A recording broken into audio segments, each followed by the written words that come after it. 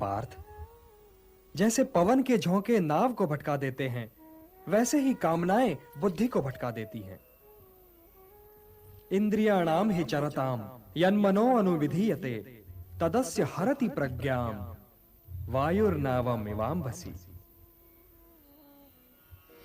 इसलिए हे महाबाहो, अपनी इंद्रियों को अपने वश में रखो, स्वयं ही उनके वश में न हो जाओ। पार्थ, यह बात ध्यान से सुनो और समझो कि जब संसार सोता है तब मुनि जागता है, और जब संसार जागता है तब मुनि सोता है। ये सोना जागना क्या है केशव? ये रात दिन कैसे है? रात और दिन की तो मैंने बात ही नहीं की थी पार्थ। मैंने तो केवल सोने और जागने के विषय में बात की थी। सामान्य पुरुष की जाग हर क्षण कुछ पाने और भोगने के मोह में व्यतीत होती है। यही उसकी चेतना का लक्ष्य है। यदि उसे भूख लगी तो उसे भोजन चाहिए, यदि उसे प्यास लगी तो उसे जल चाहिए, यदि उसे ऋतुओं से अपना बचाव करना है तो घर चाहिए। उसकी सोच आत्मनिष्ठ है, परंतु मुनि अर्थात स्थितप्रज्ञ की सोच वस्तुनिष्ठ है। वो व्यक्तिगत भूख और व्यक्तिगत तृष्णा के परे देखता है।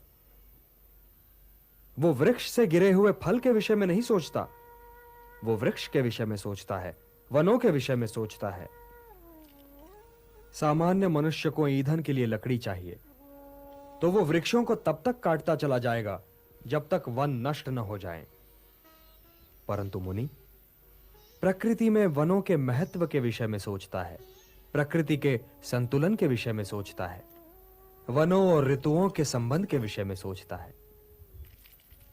इसलिए हे पार्थ, जो सामान्य पुरुष की इंद्रियों के लिए दिन है, वो मुनि के लिए रात है, क्योंकि वो तो इंद्रियों की सीमा को पार कर चुका है। और जो सामान्य पुरुष की इंद्रियों के लिए रात है, वो मुनि के लिए दिन है, क्योंकि उसी सन्नाटे में मुनि की चेतना का सूर्योदय होता है।